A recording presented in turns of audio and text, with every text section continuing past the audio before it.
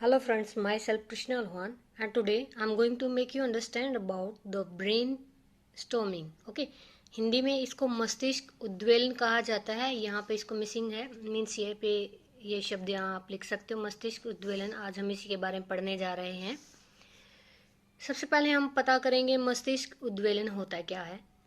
यानी मस्तिष्क में किसी तरह की प्रक्रिया जो कच्ची या पक्की हो सकती है वो मस्तिष्क उद्वेलन कहलाता है।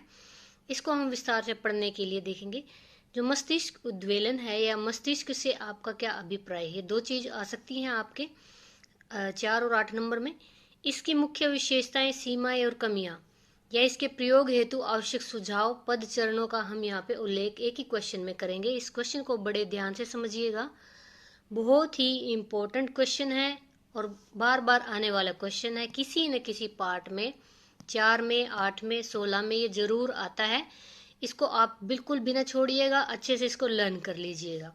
यानी हम पढ़ेंगे मस्तिष्क उद्वेलन होता क्या है। मस्तिष्क उद्वेलन या मस्तिष्क विकल्प चिंतन या सृजनात्मक को विकसित करने की एक महत्वपूर्ण निधि या प्रक्रिया होती है। यानी दिमाग को सृजनात्मक बनाने के लिए, सृजनात्मक रूप से उसको विकसित करने के लिए यह एक प्रक्रिया निधि होती है। यह वह विधि होती है जो समस्या केंद्रित होती है। यानी इसमें सेंटर क्या होता है, हमारी प्रॉब्लम। इसके अंतर्गत विद्यार्थियों के सामने एक जटिल समस्या प्रस्तुत की जाती है, मीन्स मुश्किल उनको प्रॉब्लम दे देते हैं और इस समस्या के संबंध के बारे में विद्यार्थियों का एक समूह बैठकर विचार विमर्श करता है। इस विचार विमर्श करने को हम शुरू में पहला जो पॉइंट है मस्तिष्क उद्वेलन कहते हैं शॉर्ट रूप में, लेकिन विश्लेषण उसका करता है साथ में विचार विमर्श के साथ। फिर अंत में संश्लेषण के माध्यम से यानी जोड़ने के माध्यम से आंकड़ों को जोड़ लिया जाता है, से समस्या का हल निकालने का प्रयत्न करता है। कौन करता है, बच्चा। इसके बाद विद्यार्थी खुद ही अध्यापक के मार्ग में निवेशन में उसका मूल्यांकन करता है, निर्देशन में। अब यहाँ पे अध्यापक जो है उस बच्चे को निर्देश देता है। उसके निर्देश में बच्चा क्या करता है, पहले समस्या को अध्यापक द्वारा समस्या दी जाती है, समूह में बैठकर विचार विमर्श करता है, विश्लेषण करता है, एनालाइज करता है, इसके बाद संश्लेषण करता है। इस समस्या का हल निकलता है निर्देशन में और वो निर्देशन होता है अध्यापक का। मस्तिष्क उद्वेलन या मस्तिष्क विकल्प विधि को एक सरल उदाहरण के द्वारा निम्न प्रकार से समझा जा सकता है।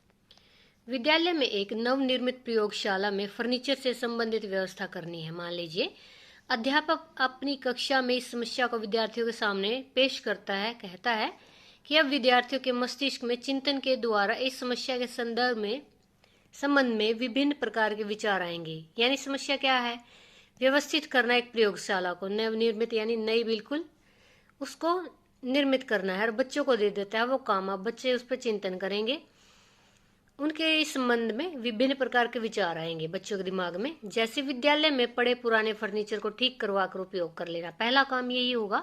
जितने चीज ठीक है उनको रख लेना। फिर लकड़ी खरीद कर फर्नीचर बनवाना है। विद्यार्थियों को फर्नीचर बनवाने हेतु पैसा चाहिएगा, उसको इकट्ठा करेंगे। विद्यालय में सरप्लस पड़े यानी पहले से पड़े फर्नीचर को प्रयोग किया जाना चाहिए।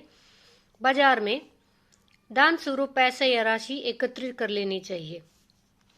विद्यार्थियों के दिमाग में या मस्तिष्क में इस समस्या के संबंध में आए महत्वपूर्ण या उल्लेखनीय विचारों को अध्यापक ब्लैक बोर्ड पर लिखता चला जाता है। अंत में विद्यार्थियों द्वारा लिए गए इस समस्त विचारों का विश्लेषण करने के बाद विद्यार्थियों को सहमति देने के लिए कहता है अध्यापक और फिर किसी परिणाम पर पहुंचेगा। इसी प्रकार इस समस्या के संबंध में एक उचित हल या समाधान सामने आएगा। तो ये मस्तिष्क उद्वेलन होता है, किसी भी समस्या के ऊपर विचार विमर्श करना, उसको विश्लेषण करना, बाद में अध्यापक के निर्देशन में उसको संश्लेषित करके उसका रिजल्ट या उसका परिणाम निकालना मस्तिष्क उद्वेलन कहलाता है। अब यहाँ पे इसकी विशेषता अगर हम करें तो यह विधि मनोविज्ञान के सिद्धांतों पर आधारित होती है। यह विद्यार्थियों को चिंता समस्या समाधान के क्षेत्र में उत्साहित करती है। मस्तिष्क उद्वेलन विधि छात्रों को सृजनात्मक क्षमताओं को बढ़ाती है। यानी बच्चे में जो है क्रिएटिविटी की जो जितनी भी स्किल्स है उनको इम्प्रूव करती है। यह विद्यार्थियों को स्वतंत्रता पूर्वक सोचने और निष्कर्ष प्राप्त करने के लिए सिखाती है।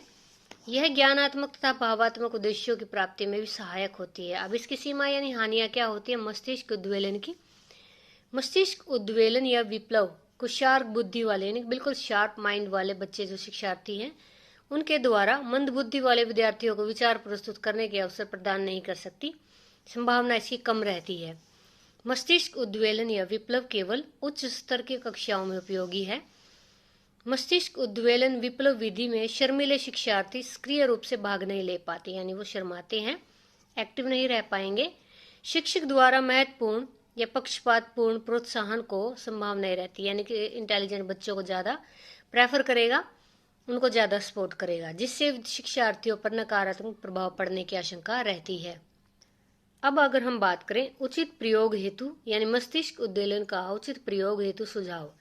मस्तिष्क उद्वेलन या विप्लव का प्रयोग केवल योग्य शिक्षकों द्वारा ही किया जाना चाहिए, यानी मास्टर होना चाहिए इसके लिए किसी भी अध्यापक को सब्जेक्ट का। इस विधि के अंतर्गत शिक्षक को यह सुनिश्चित करना चाहिए कि सभी विद्यार्थियों को विचार प्रस्तुत करने के समान बराबर अवसर प्राप्त हों। ठीक है, शिक्षक को निष्पक्ष रूप से कार्य करना चाहिए, यानी कि किसी का भी पक्षपात नहीं करना चाहिए। मस्तिष्क उद्वेलन व विप्लव का प्रयोग इससे पूर्व शिक्षक का उद्देश्य सभी विद्यार्थियों को चिंतन की आदत विकसित करना, यानी बच्चों में ऐसी धारणा विकसित करना जिससे वो किसी भी चीज के ऊपर सोचने लायक हों। फिर यहाँ पे बात करें हम इसके चरण यानी स्टेप्स मस्तिष्क उद्वेलन की। सबसे पहले इसमें समस्या और उसके समस्त पक्षों के बारे में विचार करने की योजना बनाना। वे उप समस्याएं जो प्रमुख समस्या के साथ उभर कर आती हैं और यथाचित उनको कर देना। ओके, सभी साझियों और आंकड़ों के बारे में विचार चिंतन करना जो समस्या को सुलझाने में सहायक हो। समस्या ले लेना, उसके सारे पक्षों पर विचार कर लेना, उससे जुड़ी छोटी छोटी समस्याओं के बारे में पढ़ लेना, समझ लेना, फिर उससे जुड़े जो भी आंकड़े विचार हमारे दिमाग में आते हैं उसको सुलझाने में सहायक ये सिद्ध होते हैं।